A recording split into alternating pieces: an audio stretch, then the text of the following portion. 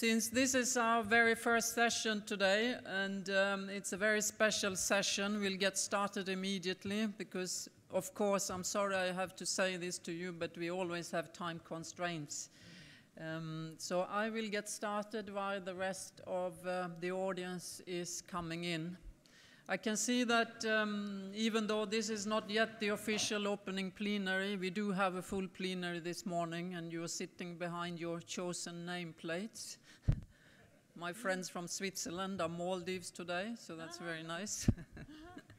So welcome everyone. We have the pleasure and the honor to introduce to you this morning the 2011 Global Assessment Report for Disaster Risk Reduction. And you have, I think, all picked up your copy at the door in the language that you choose, Revealing Risk, Redefining Development. And thank you for joining us for this presentation. The official launch, in fact, will happen this afternoon by the UN Secretary General, who launched the report in 2009, and he's very happy that he can launch it again today during the plenary. But this morning, we'd like to give you a chance to familiarize yourself with the contents of the report, because we would like it to inform the discussions all through the days of this platform. And to assist you with that, we have managed to gather a very qualified panel to introduce it to you.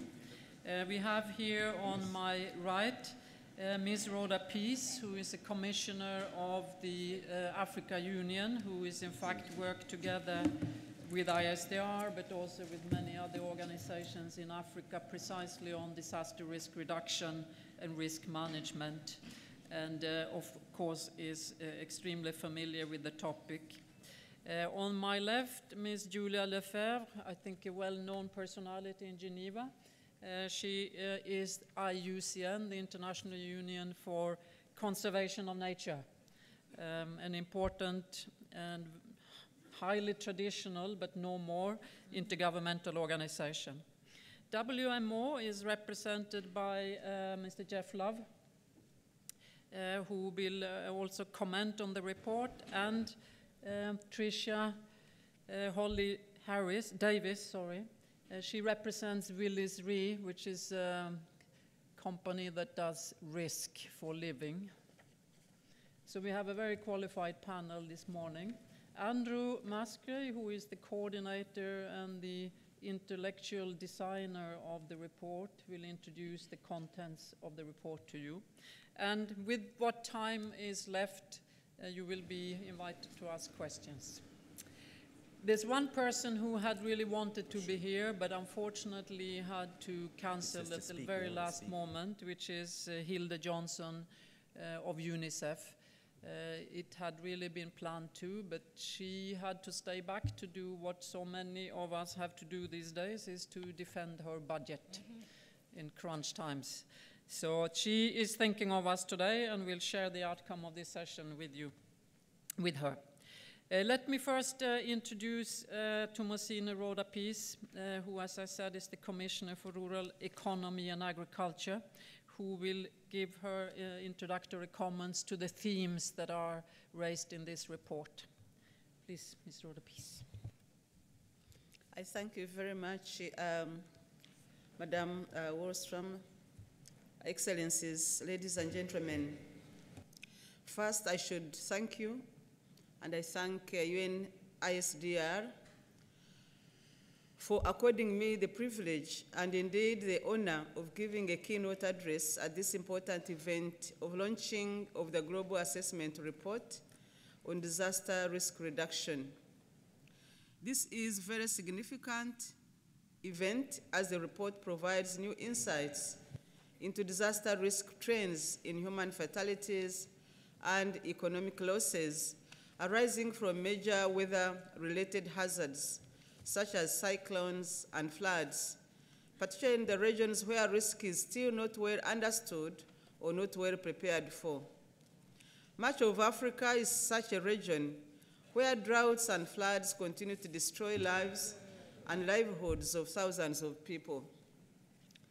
The increasing frequency and impact of these events compound the challenges of achieving sustainable development in Africa and also undermine Africa's prospects of achieving the Millennium Development Goals. In Africa, the drivers of risk addressed in the Global Assessment Report, such as increasing poverty and inequality, badly planned and poorly managed urban areas, degradation of environment, and unemployment, are particularly very pertinent to Africa.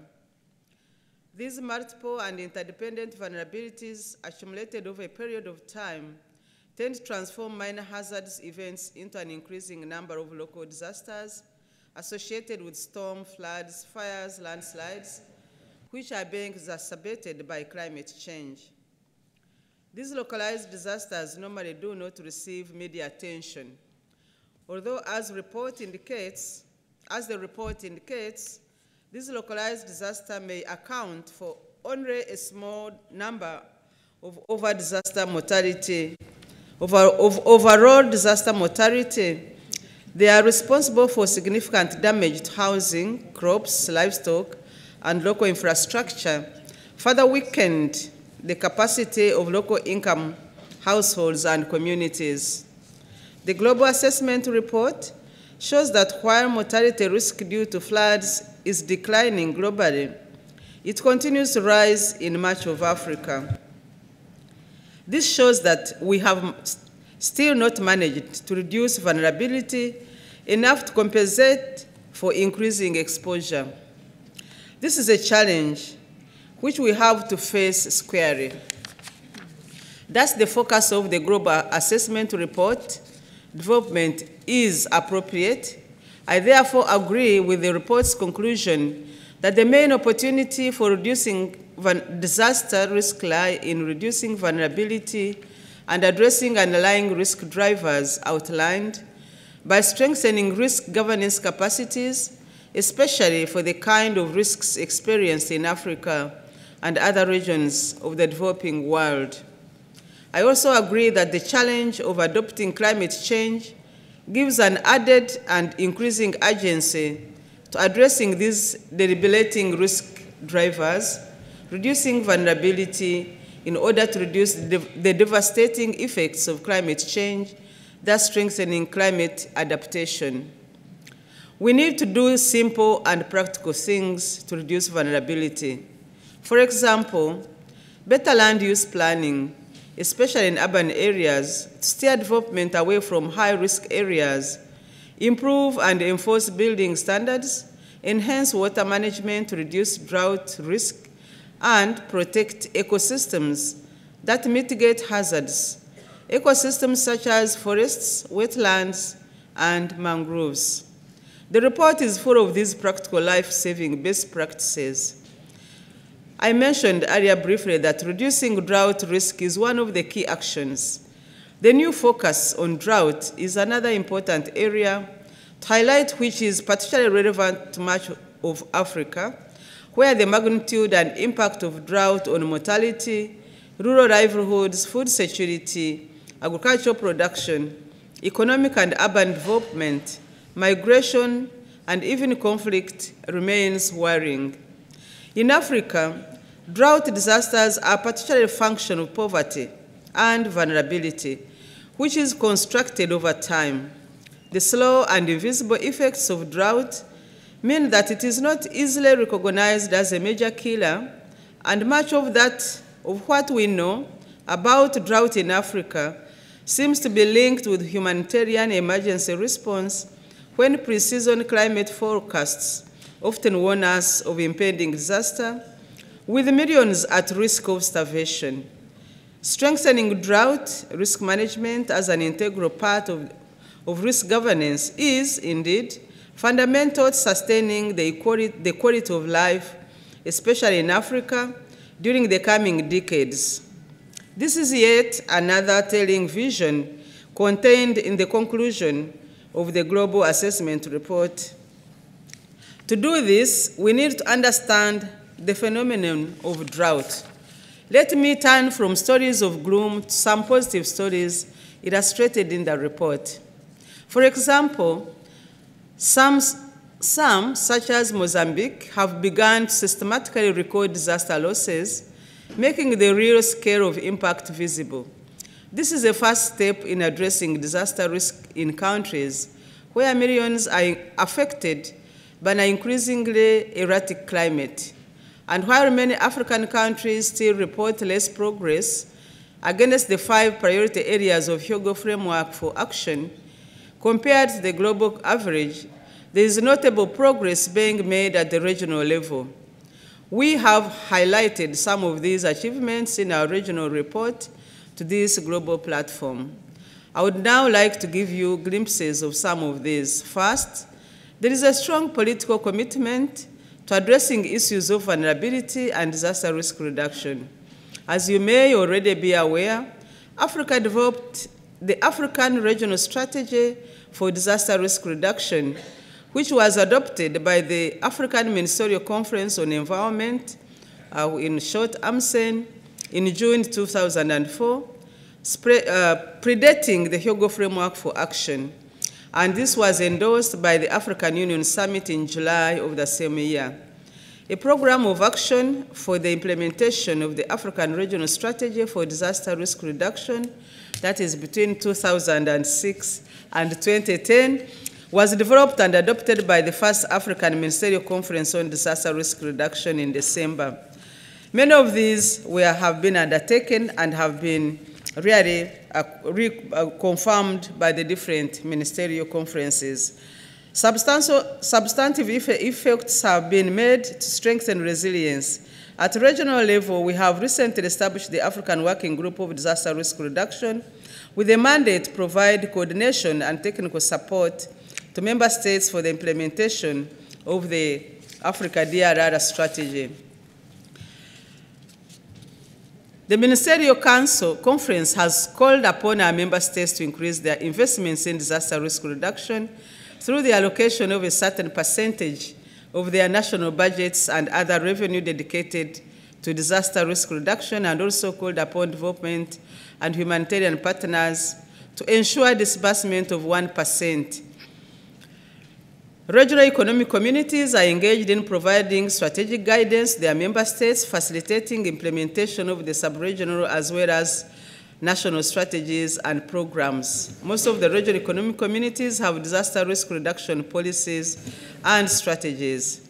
Also, an increasing number of cities in Africa are becoming disaster risk alert, with 17 cities now signed into the World Disaster Reduction Campaign, making my city resilient. We are stepping up advocacy to have more cities involved. Several African Union member states are employing existing development instruments in innovative ways to reduce disaster risk. This report shows how several countries, including Ethiopia, Malawi, and Rwanda, for example, are linking social protection instruments. The integration of disaster risk reduction with climate change adaptation in countries like Benin and Uganda are also good examples.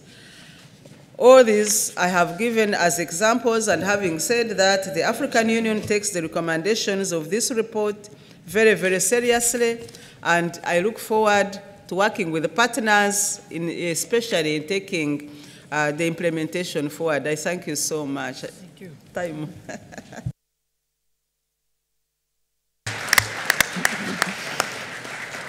Thank you.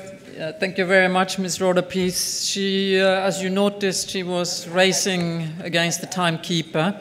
So we have someone here who is trying to make sure that we'll give some space for you at the end. So thank you very much for that. And I take note particularly of all the issues around institutional and governance issues that you reported on evolution in Africa. Julia Lefebvre, Martin Lefebvre, Director General of IUCN, please. Thank you very much. Good morning, ladies and gentlemen. It is my great pleasure to address you on this occasion of this launch of the 2011 Global Assessment Report. This landmark publication is a major initiative of the UNISDR and is a result of the collaboration of many experts and organizations from around the world, including my organization, IUCN, the International Union for Conservation of Nature.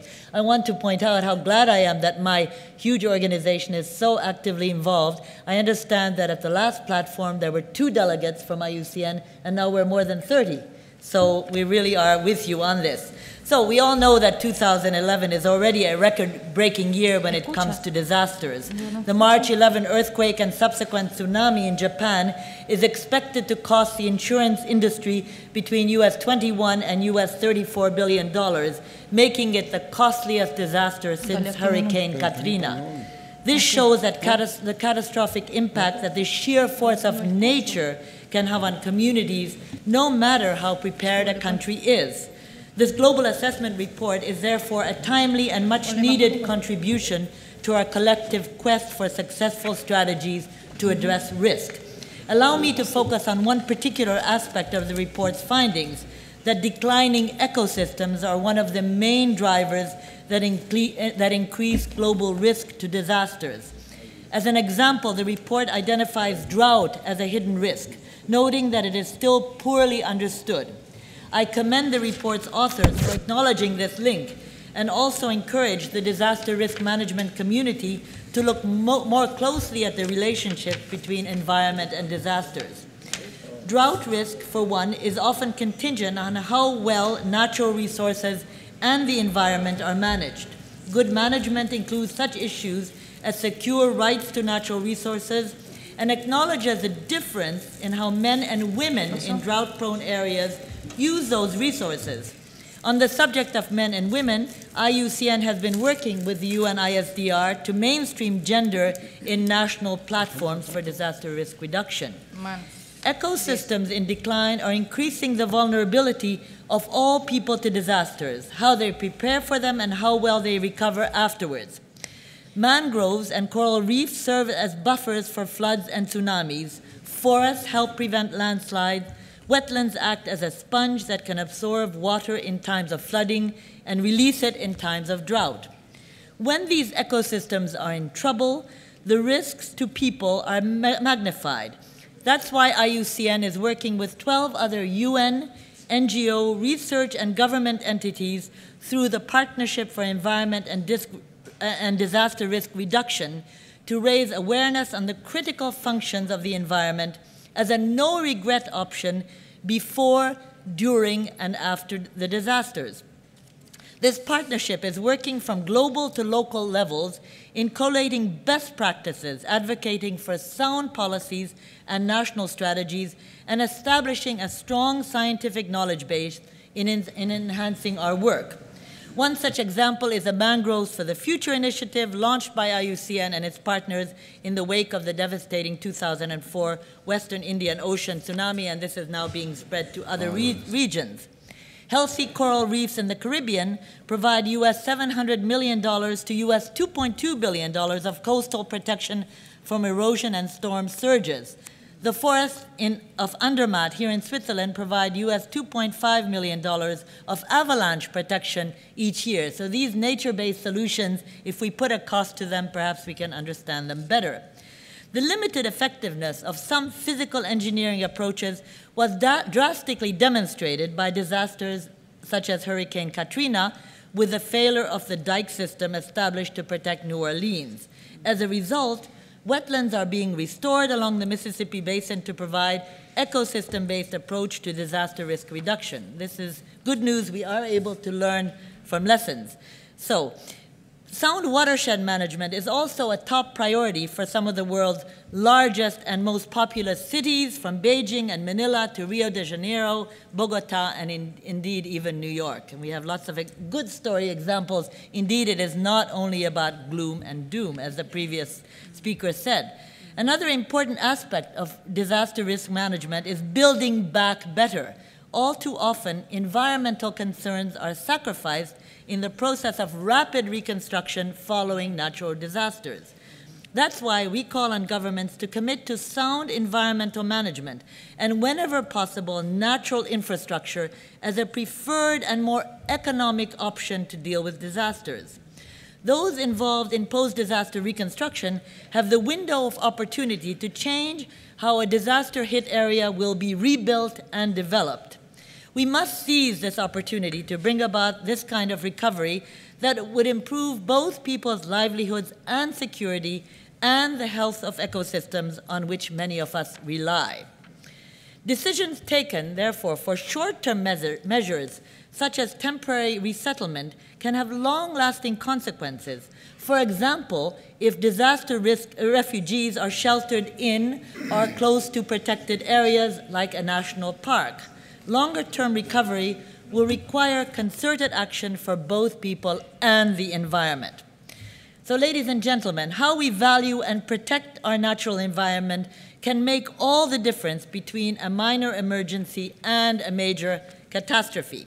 I urge, therefore, all delegations to this meeting to fully embrace nature-based solutions to disaster risk management.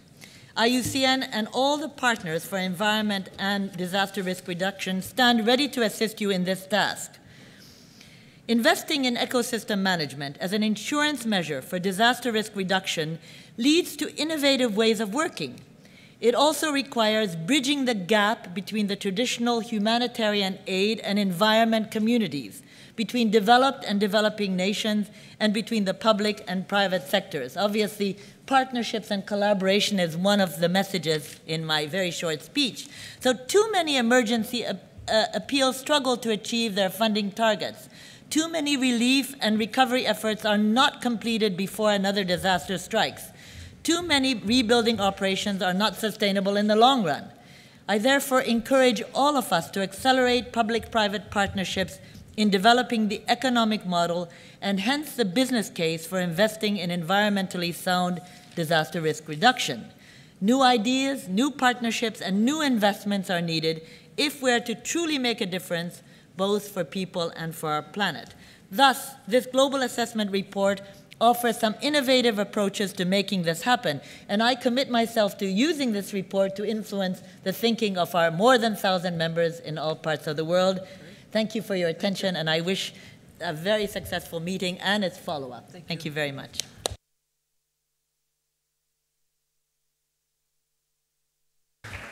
Thank you very much, Julia, and we take note on several calls for action there. Embrace nature-based solutions, embrace private-public partnerships, and use the report, which, as you said, is full of practical advice. Yeah. So, Andrew, can you please lead us into the practical advice now in your 20 minutes allotted? 30, I think. No, it was 20. Thank you very much. Andrew will introduce the report to you in more detail and complement, of course, what the two speakers have said. Andrew. Okay, thank you very much, Margareta, and thank you also to the two keynote speakers for introducing many of the issues in this report. The Global Assessment Report's one of the main work processes for UNISDR. It's a 2-yearly report. The last one was produced in 2009 and launched by the Secretary General in Bahrain.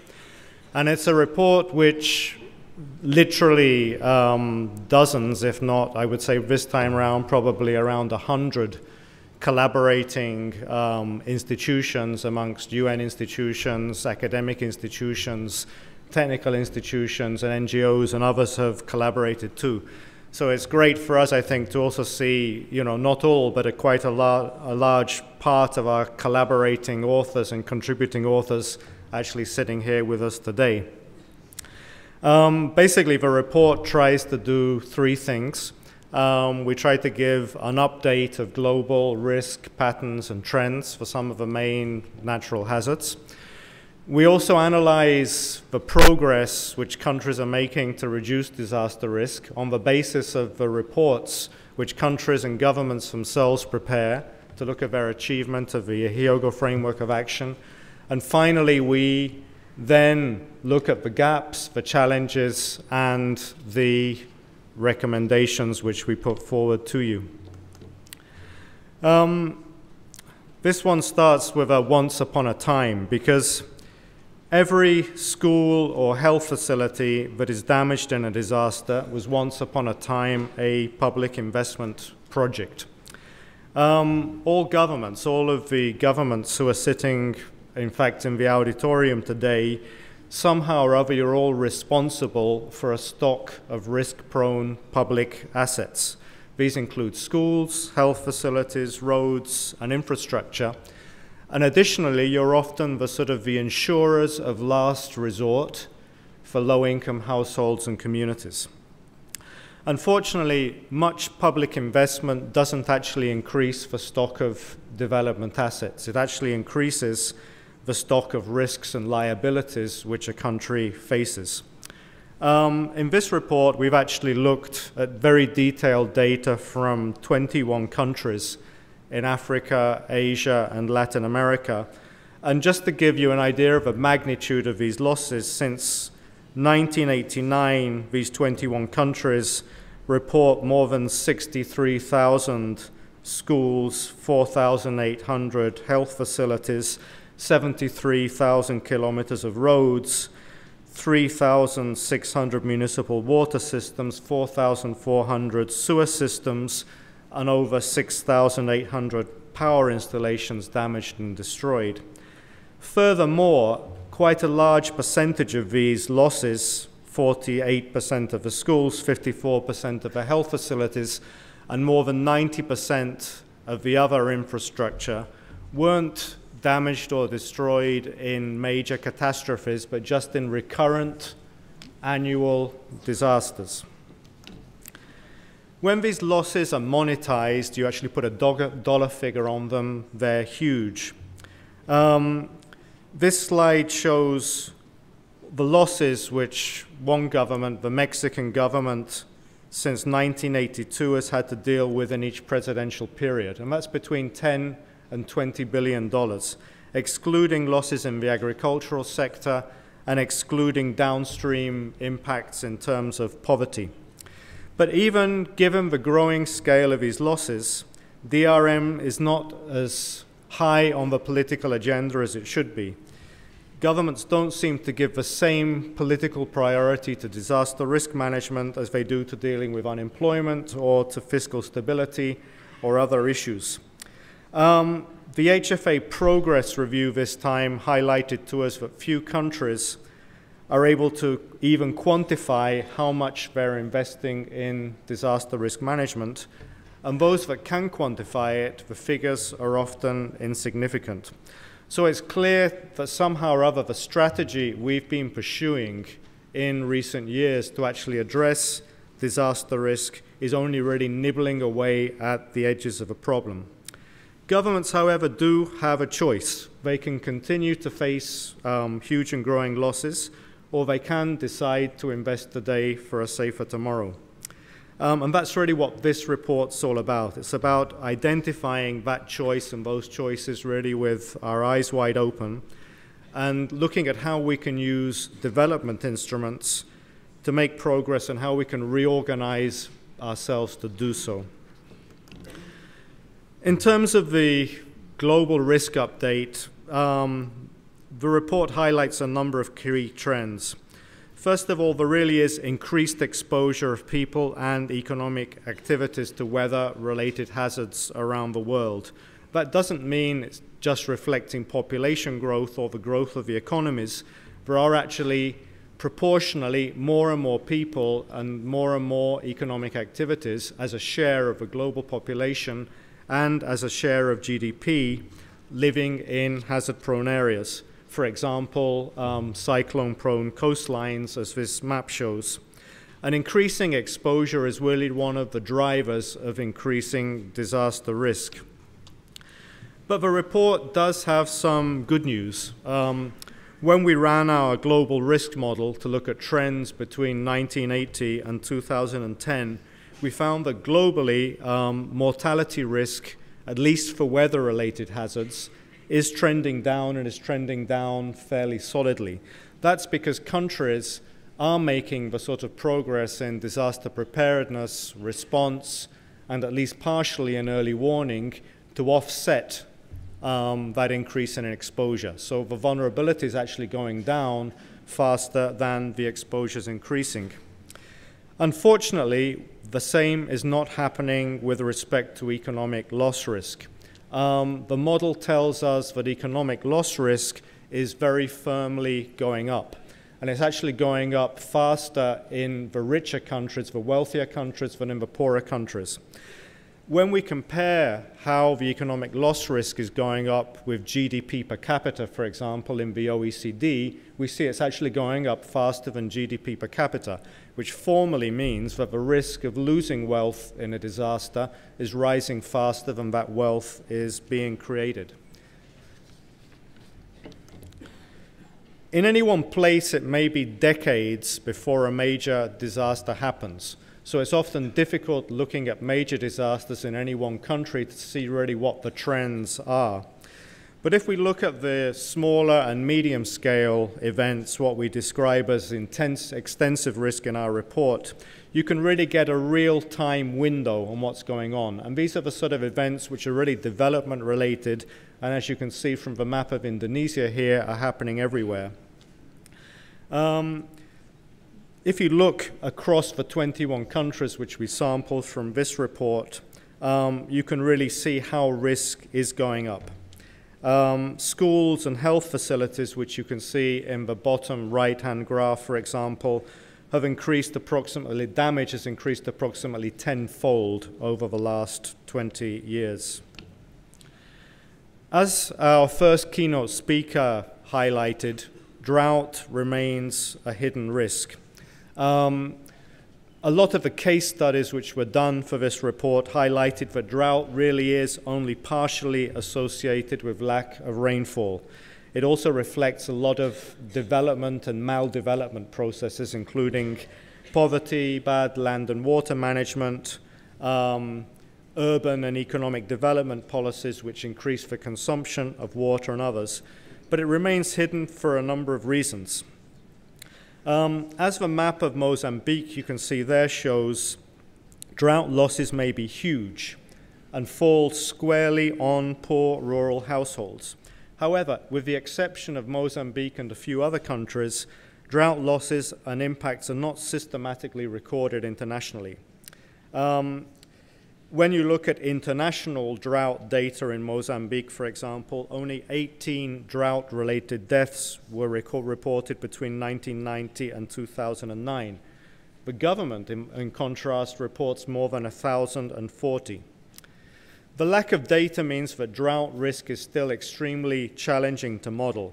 WMO is currently adopting the standardized precipitation index as a standard for measuring meteorological drought, but really getting to grips with agricultural drought and hydrological drought, which is what we need to do, is still a major challenge for us.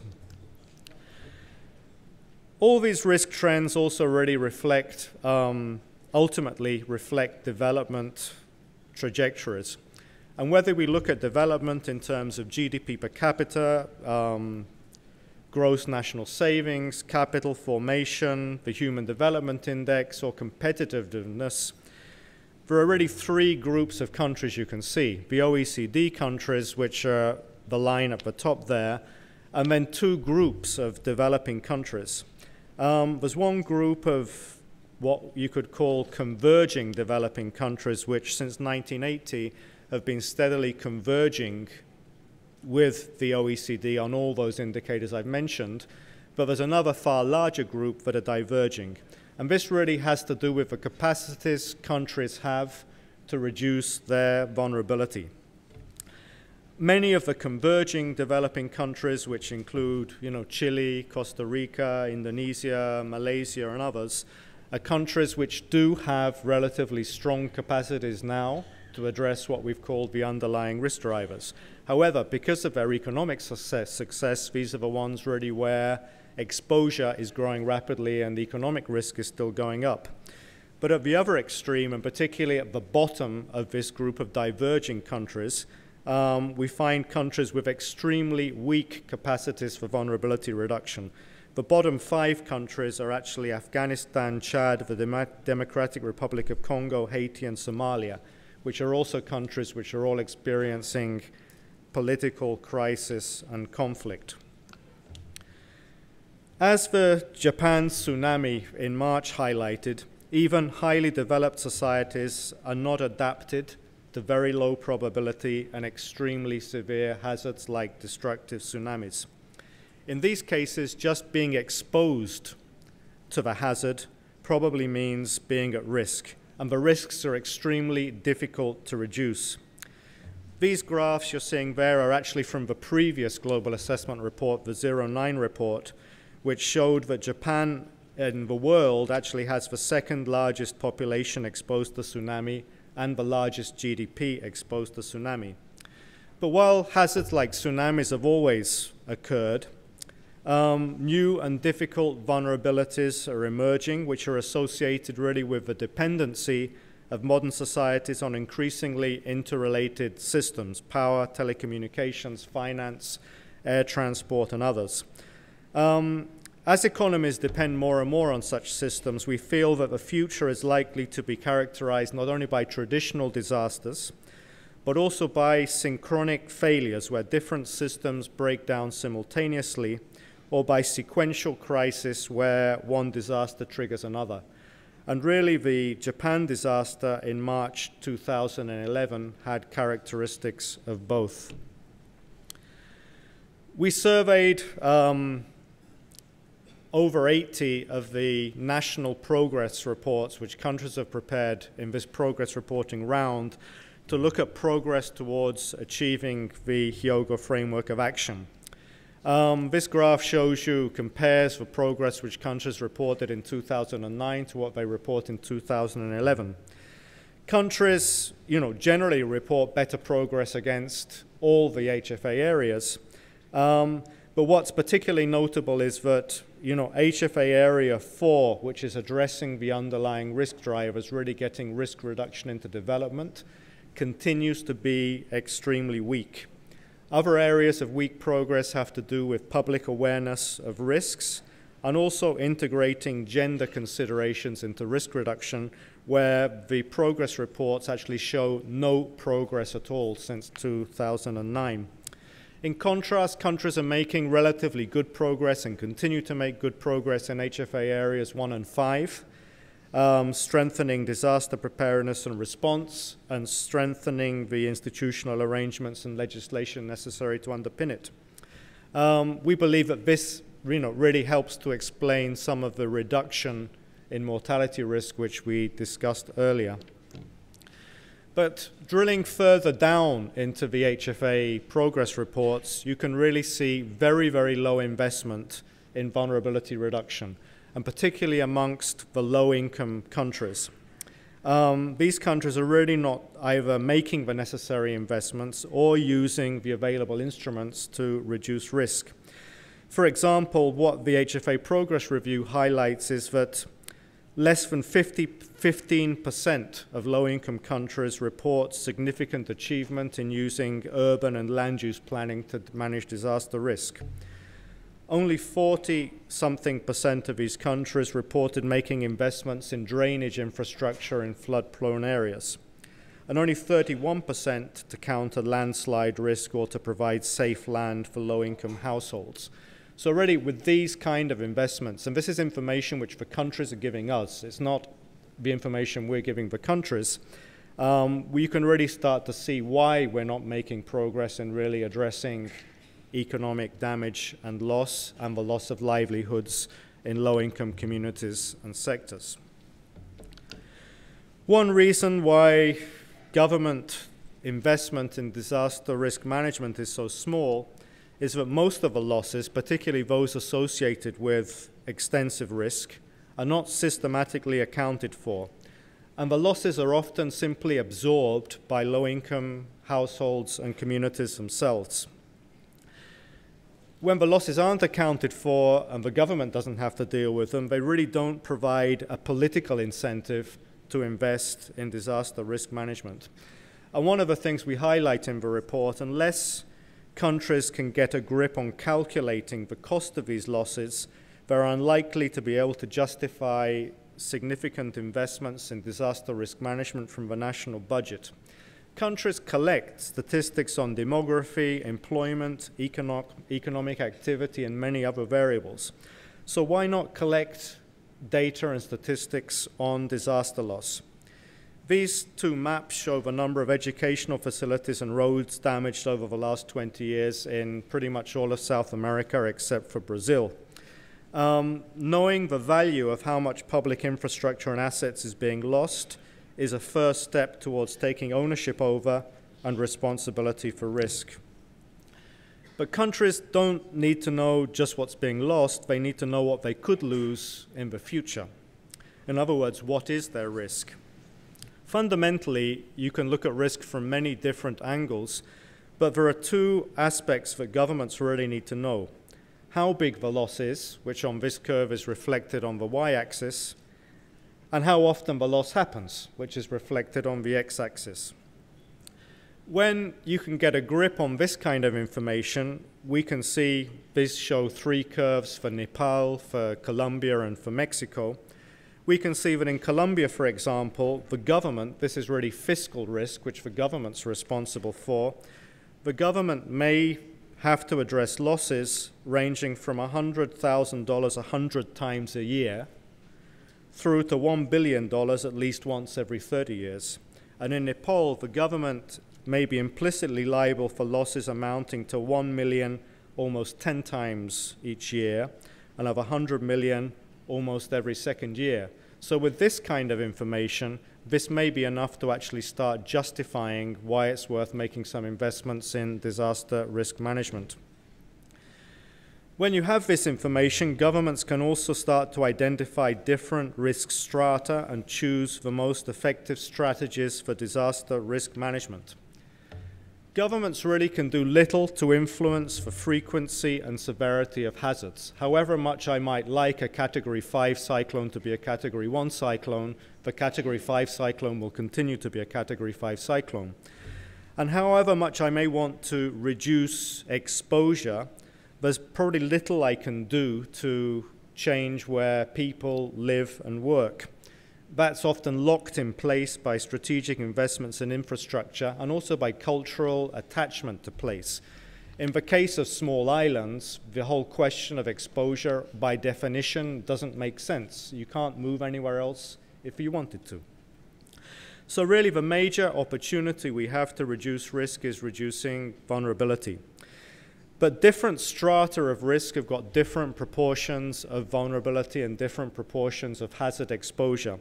This graph looks at the contribution of exposure and vulnerability to different kinds of tropical cyclone risk. The risk associated with Category 1 cyclones, for example, is largely explained by vulnerability. But as the cyclone intensity increases up to Category 4, it's mainly influenced by exposure.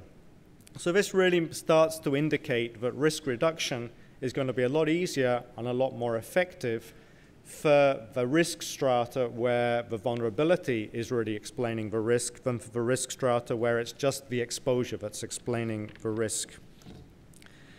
These different risk strata are then reflected in the costs of the different risk financing strategies which are open to governments.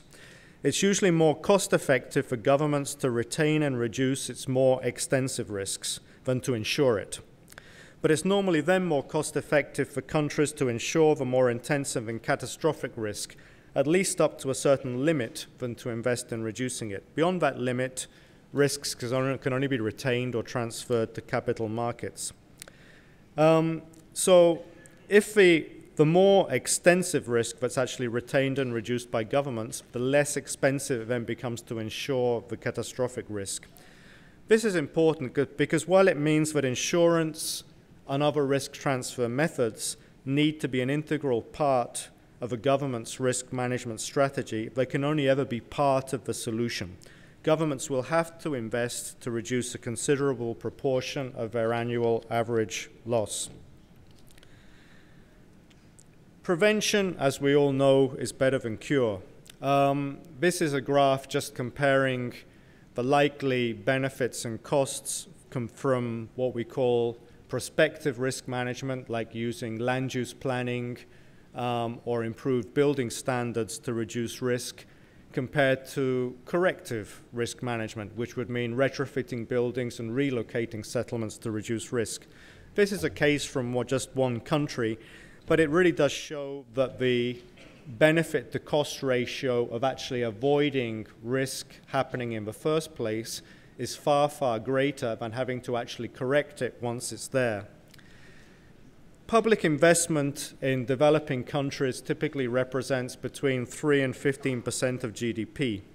And public investment planning, therefore, provides a very useful vehicle to scale up risk reduction efforts. If we can get risk reduction into public investment planning, this can lead over 5 to 10 years to quite a rapid reduction in the number of risk-prone schools, health facilities, roads, and other public infrastructure. A number of countries, such as Peru and Costa Rica, have now included disaster risk in their criteria for the evaluation of public investment. And the amount of public investment is huge. I mean, in 2008, Peru alone programmed $10 billion worth of investment through its public investment system. So imagine over a decade, if instead of generating new risks and liabilities, you were generating actually safe assets. That would make a major difference to risk. The sharper a knife, the better it cuts, is another, I think, well-known saying. And the fact that risk is concentrated provides us another opportunity for risk reduction. While, as the previous slide showed, corrective risk management is less cost-effective than avoiding the risk happening in the first place, the more it's actually concentrated on the more vulnerable part of a country's portfolio, for example, of risk-prone buildings, the more cost-effective it becomes. So this implies that public investment planning needs to be also complemented by selective investments to reduce risk in the most high-risk and critical part of a portfolio, for example, the most vulnerable schools and health centers.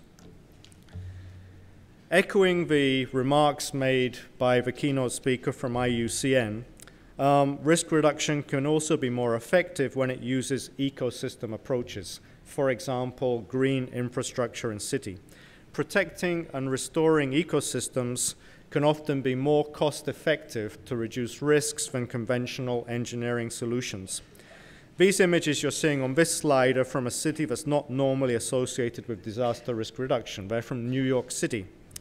But as in other cities, the expansion of asphalt means that there is an increased risk of urban flooding during storms as more water is funneled into the drainage system faster than it can get out. While conventionally cities have had to invest in actually increasing the capacity of their drains, there is an alternative, and New York is one of the cities that's taken that alternative. Instead of investing $6.8 billion in conventional improvement in drainage, the city's decided to invest $5.3 billion, that's $1.5 billion less, in green infrastructure, which will have not only the same impact on sorting out the drainage and flooding problem, but will also have many co-benefits in terms of reducing urban heat islands, improving water quality, and generally making cities more livable. And this is only one example of a range of ecosystem approaches which are available. As the previous global assessment report highlighted, disasters disproportionately affect the poor and make them poorer. So stopping disasters, making risk-prone or disaster-prone households slip into poverty needs to be another integral part of our strategy to manage disaster risk. Countries from Chile through to India, including Mexico, Ethiopia, and many others which are not on this slide, have shown that you can adapt measures which have been designed basically to address structural poverty, like conditional cash transfers and temporary employment programs, to address disaster risk, providing buffers which stop families actually sliding into poverty when disasters happen. After the 2010 Chile earthquake, for example, the Chilean government used the country's social assistance programs, Chile Solidario and Programa Puente, to actually provide a buffer to households affected by the earthquake, irrespective of whether they were structurally poor or not. Unlike public investment planning, this really provides us with a means of scaling up disaster risk reduction in a way that's impossible with standalone disaster risk management programs. But finally, and with this I'll finish, to make all this happen, we also really need to somehow reform our risk governance arrangements at different levels. And this is something else which was really highlighted in the HFA progress review. At the central government level, when responsibilities vested still in an emergency management organization, there is enormous difficulty of influencing either what happens in national development planning or what happens in the sectors. So one of the recommendations of the report is that we really need to see how we can get policy coherence and political authority for disaster risk management firmly lodged in a ministry or department with political authority, and one which can have planning oversight and probably some fiscal responsibility. It's going to be the only way of ensuring that things really get into the sectors. Secondly, we've looked at the whole issue of decentralization of responsibilities. Many countries in recent years have decentralized their DRM responsibilities down to local governments, which in principle is an extremely positive step. The trouble is that that hasn't been accompanied often by a decentralization of the capacities and a decentralization of the resources to actually make that work. So decentralization of responsibilities without capacities and resources can actually become an obstacle rather than a vehicle for effective disaster risk management. So we probably need to look at more incremental approaches to decentralization to ensure that we're not just pushing down the responsibility without pushing down the necessary resources and capacities. And finally, it's definitely a case of last but not least, and that's why it's the biggest of these three circles on the graph. Disaster risk management will only be effective when it's carried out in real partnership with disaster-prone households and communities and the organizations that work with them. This is really key to cost effectiveness, sustainability, citizenship, and social cohesion.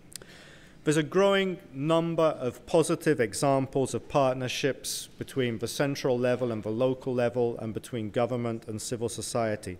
But in many countries, this still runs against a culture of public administration that's not conducive to those kind of partnerships. The challenge here is not community participation. The challenge is really government participation in the planning and implementation of community-led and local disaster risk management. Thank you very much. Anytime after this meeting, you'll be able to log on and get access to the online version of the Global Assessment Report, which has all the accompanying data, all the background papers that have been prepared. You can have access to the whole thing. It's on preventionweb/GAR.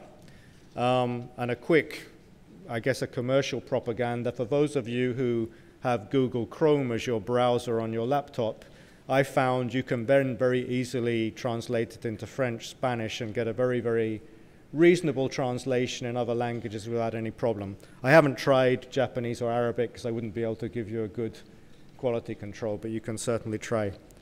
Thank you very much.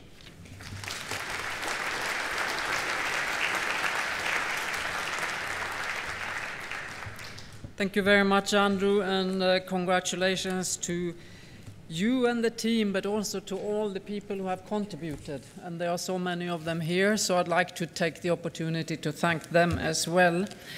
The aim of this global assessment report is to pull away the carpet under the argument that we don't know if it makes economic sense, and we don't know if disaster risk reduction works.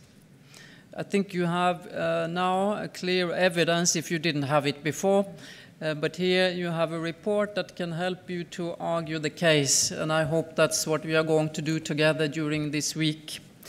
I'd like to invite two colleagues here on the podium to make some comments on the report or the presentation. First, Jeff Love from WMO, please. Thank you, Margareta, and good morning, everyone. Of course, I'm speaking on behalf of Michel Giraud, who is unable to be here until tomorrow, and then he will be very active, I'm sure. But the global assessment report is, there's no more wire there. The global assessment report clearly complements a great deal of the work that the WMO does, and we're really excited to see this version appear. I've been asked specifically to comment on drought, and I guess Andrew's already given me a very, very good lead-in.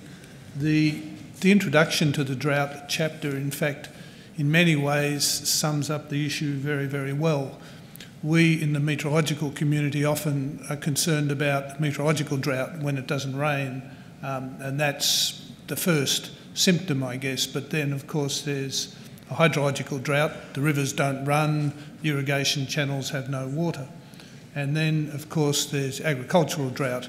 There isn't enough water for crops to grow. And then there is a disaster thereafter. And, of course, when we talk about drought, we're often talking about all of those things, but worrying about that dreadful consequence at the end, the most vulnerable communities in the world. If you look at the GDP per capita and see that against rainfall, you'll see that all the low rainfall countries suffer from very low GDP per capita, with one or two very notable exceptions. And so drought is a complex problem. Drought is not just about whether it rains or not. It's, as Andrew said, drought risk. There's factors related to the over-allocation of water, to the meteorological parameters, decreasing rainfall, and in some areas I think climate change is bringing that about, perhaps more quickly than many of the models anticipated. And of course there are more users of the water. The world's population's expanding, we see urbanisation, and just increasing pressure on the resources we have. So, but drought is a slow creeping hazard. And we heard a little bit from Andrew again about the synchronicity of disasters when one disaster leads to another. And certainly the sequence of events in Japan recently have shown us that you can have three very quick events that compound: an earthquake, a tsunami, and then a nuclear emergency, and suddenly you've got this compounding of events. But a drought is very often a very slow, creeping, insidious compounding of events. There's failure of crops, there's lack of water, there's health epidemics associated with it, and so suddenly you're faced with a compounding of factors. But when I say suddenly, I'm probably wrong. It's slowly, incrementally, it creeps up, and it doesn't very often offer good graphics. It's not as photogenic as a bushfire or a nuclear power station with steam blowing out the top. And so it doesn't attract the attention. But millions and millions of people are affected by drought, and it's a major, major hazard. And so while there is an awareness, we would like to see an increasing awareness of the drought issue, and this report is clearly something that will help in that regard. So the drought plans that we hope are generated as a response to this global assessment report will have the three basic components: the monitoring and early warning, so that we know when this hazard's creeping up on us, then the risk assessment and the response. And we know and we understand that proper response to drought is not just about providing water at the time. It's really about making the societal changes to move forward and reduce vulnerability in the long run. So I guess to wrap up my very short remarks, we are excited to receive this report. We think it does complement the work we have to do. We would like to take the opportunity to thank ISDR for allocating a chapter to this important disaster that we worry about in the meteorological community. And we look forward to clearly working with ISDR as we take this work forward. So thank you, Margareta.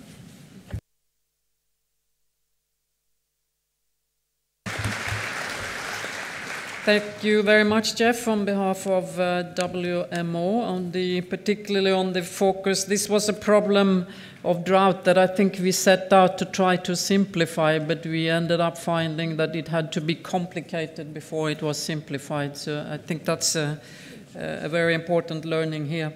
Much more work to be done.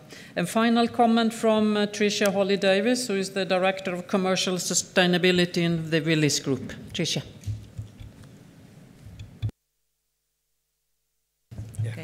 Thank you. Well, I'd like to thank you, Margareta, and Andrew as well, and Your Excellencies, ladies and gentlemen, for inviting me here on behalf of the private sector to give our views on the policy implications of the latest GAR report, and also what this means for disaster risk financing in terms of scaling up public-private partnerships. I think, as we just heard, the most compelling finding of this latest report is that the economic losses across the world are something to take notice, both in the developing and developed, more affluent countries. As we heard from Andrew, in the affluent countries, the losses, the economic losses, are outpacing wealth creation. And certainly in developing nations, we're seeing disasters impact significantly any sort of development activities that are underway. Chapter 5 does a great job of specifically illustrating current disaster risk financing options that exist. One is the Caribbean Catastrophe Risk Financing Facility, which is among the most successful. This is a parametric risk transfer tool, which is owned by 16 countries and provides short-term liquidity in the event of a major catastrophe. And it's worked very well and serves as a very good model for future public-private partnerships. But there are existing gaps, as the GAR also observes. And a good example would be Haiti, where there was the full policy payout after the 2010 earthquake, but that amounted to only $8 million. So we see there is a definite need to better understand the risks that we're facing. Another good example was there's a Mexico Disaster Contingency Fund, FONDEN is the acronym for it, which last year ran out of money. And it has an annual budget of 7 billion pesos and had already spent 12 billion by September, and estimates it needs an additional 25 billion by the end of the year due to non-assessed losses. So what we're seeing here is that the existing schemes while they're helpful guidelines, are not really sufficient to keep pace with the losses and magnitude of the disasters that we're seeing today. So, what do we need to do?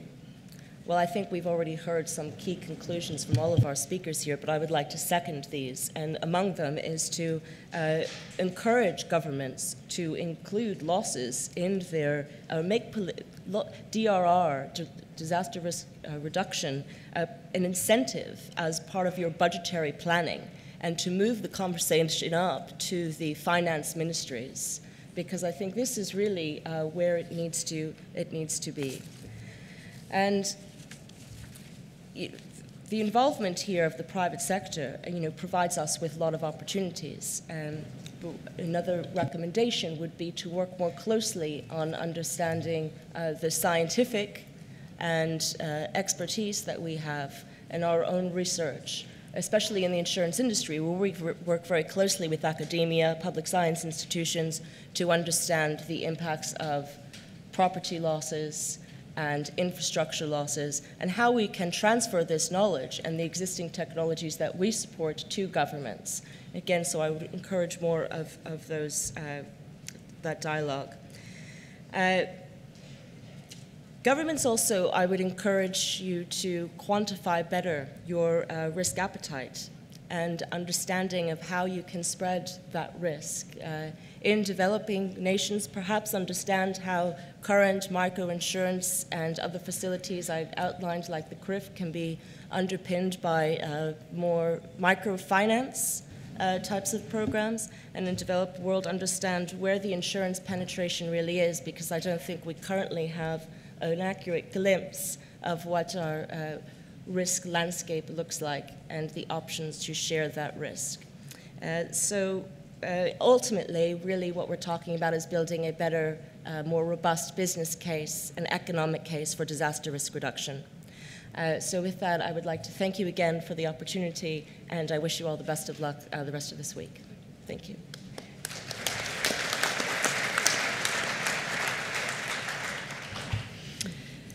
So in our work to provide decision makers with a very strong foundation for moving on the agenda from reaction to proaction, I think we have this morning presented some very clear and obvious and available trade-offs for informed choices. And I think once we clearly understand the cost of risk and the accumulation to the future of risk while we are all getting more wealthier, we also have to understand better who pays. We have talked a lot about governments here, and of course governments are the most visible accumulator of these risks. But I think in the discussions in the next few days, you will also realize, if you reflect on this, that private citizens pay a lot of this without necessarily having any insurance coverage or any way of being compensated. And I think as we move on really to create also a stronger social demand, and in the education and awareness raising that we, I'm sure, realize we have to do a lot more of, these will be important lessons to learn as we move ahead. And I'm very pleased that we have a very strong participation of private sector in this platform. You will see all of them gathered tomorrow in one session, and then you can go after them one by one and have these conversations in the days to come to see what more we can do to realize this objective that everyone is very committed to, the public-private partnership. But I think we are a bit slow of really making a full use of that commitment. So let's see if we can make any progress here. Ladies and gentlemen, I will have to close this session in exactly 3 minutes. One question. Who's the first to ask the question? Nobody? Yes, please, sir. Unfortunately, not a question, I'm sorry, but a comment. While I appreciate Ms. Davis's comments and your approach to the private sector, still would like to broaden that discussion of private sector to look at the responsibility and the potential for collaboration between private sector and the communities in which they operate. Yes, insurance is a big issue, and funding and finance of risk. But there's a lot that can be done on that local level. Businesses want to sustain operations and not worry about their employees. And if they work with communities to reduce risk, that will be a great help on a local level. Thank you. Thank you very much. I think that's an excellent way of rounding off this first session of today. Of course, private sector, communities. Remember, the focus of this platform is investment in local action. So let's all think about what we do there in very concrete and practical terms in the next few days. So thank you for joining us this morning. I think you have another session starting here in just about 1 minute. As we leave the room, there are copies of the Global Assessment Report available at the front of the room as you leave, unless you already have them in your hand, which many of you do. So thank you very much for joining us this morning.